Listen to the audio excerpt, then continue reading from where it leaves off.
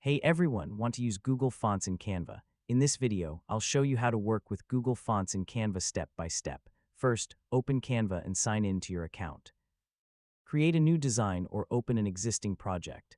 Next, click on any text box or add a new one using the text option from the side panel. Now click the font name in the top toolbar to open the font library. Canva includes many Google fonts that you can use without downloading them. Use the search bar to find the Google font you want, then click it to apply it to your selected text. Adjust the font size, weight, spacing, alignment, and color to match your design. If the font you're looking for isn't available, Canva may not support every Google font. Depending on your Canva plan, you may also be able to upload custom fonts.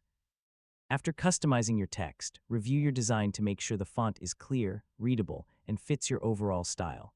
Finally, save or download your project in your preferred file format.